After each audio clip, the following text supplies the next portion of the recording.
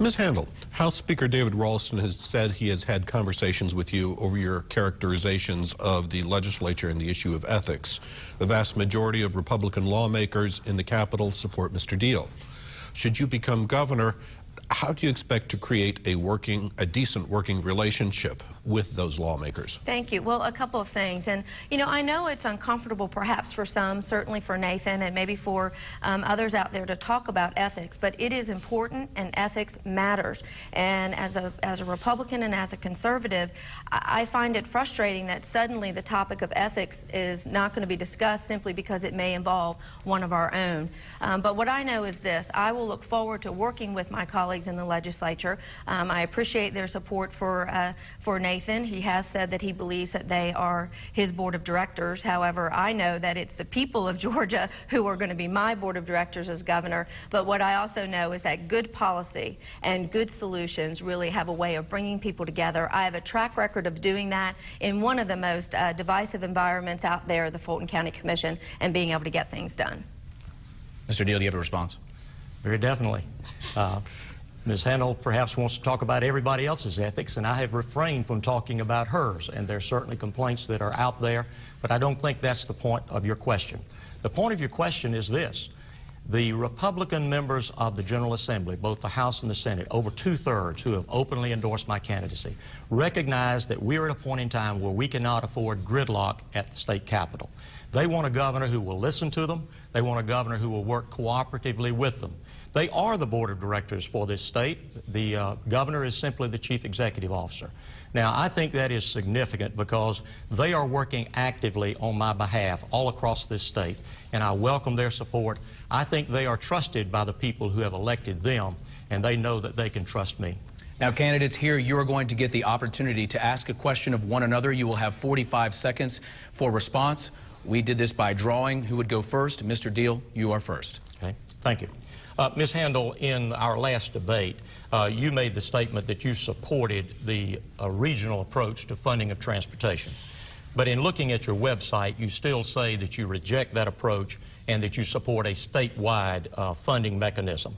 Now, this is not a gotcha question. This is just an opportunity to say whether or not have you just changed your mind, or what is your position with regard to the funding of transportation in our state? Thank you. And I've been on the record about this very frequently. I did support a more statewide approach to transportation as the bill was coming through the legislature. But we now have a piece of legislation. It is regional SPLOST moving forward for funding. And I believe it is important. Transportation is this important to the future of our state. I'm going to be focused on what this legislation can do for Georgia, not what it doesn't do. And I'm going to be a strong, active proponent in making sure that we have the right project list so that these SPLOST can pass not only in Metro Atlanta but around the state, because we can't afford to just address transportation only in Atlanta. We need to make sure our local government officials have a seat at the table. They are going to be part of the key to success to making sure they move forward so that we can build out the kind of transportation infrastructure that is going to be required for future economic development. Mr. Deal, do you have a comment on this topic since you asked that question? Well, I was trying to get an answer. I'm not sure that I did.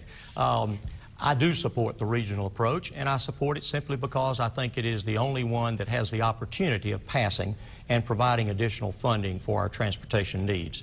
The challenge, as Ms. Handel acknowledges, is going to be to make sure that these regional approaches work cooperatively. There again, I think the fact that I have outstanding support all across the state of Georgia with local county commissioners, city commissioners, and those who will be making those judgment calls about what projects should be on the list will assist me to make sure that this approach works effectively. What do you make of the notion for decades we have had an anti-Atlanta bias? There's rural Georgia, then there's metro Atlanta. The mayor of Atlanta has said that he is willing to come together and work with state officials like never before. And I'd like to get a brief comment from both of you on this topic. Mr. Deal, if you'll start. Well, I think that is a great sign, and I would be a governor who would welcome that opportunity. We need to dispel this idea that we have two Georgias.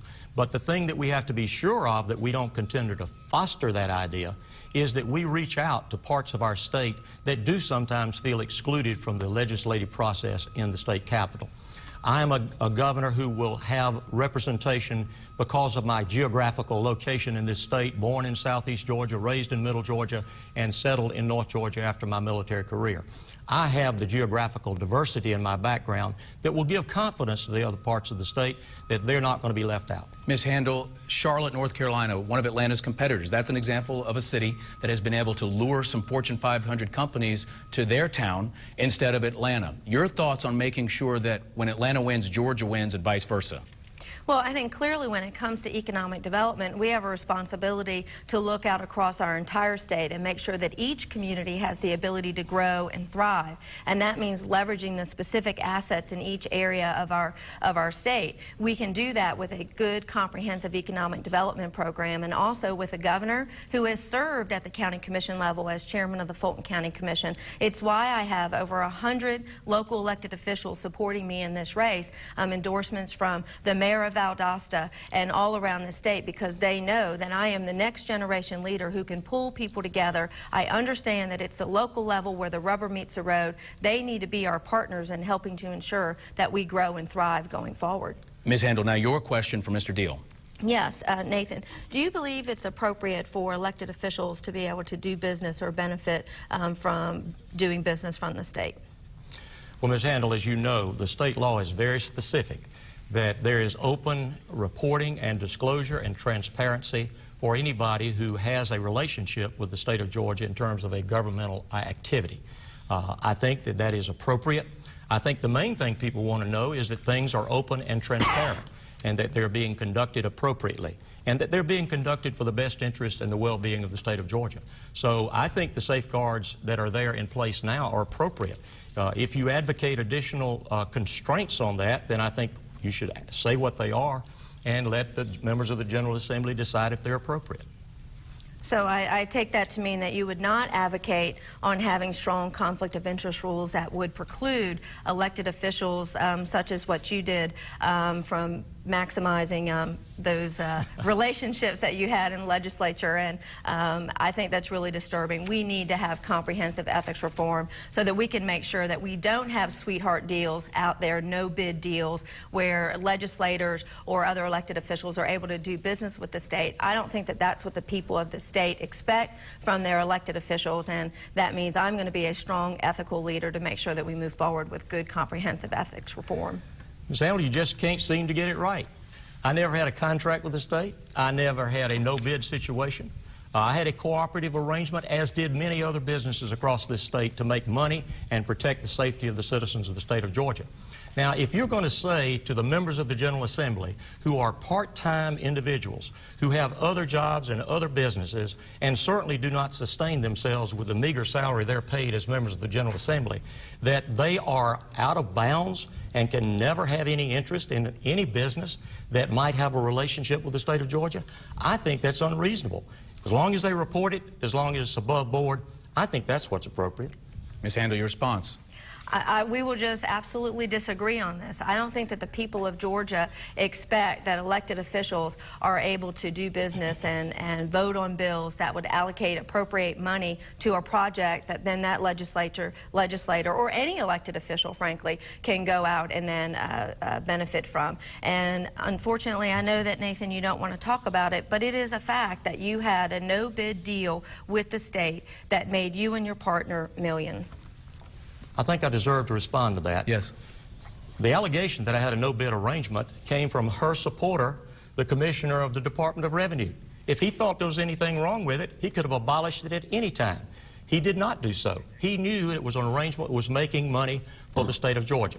Now, I think also you have to take into account the effect that if you're going to just simply say that you don't want legislators to own any interest in a business that might in some way sell staples or paper to the state of Georgia, then what you're going to do is you're going to find good business people not being willing to offer for public office. And I think we need to do the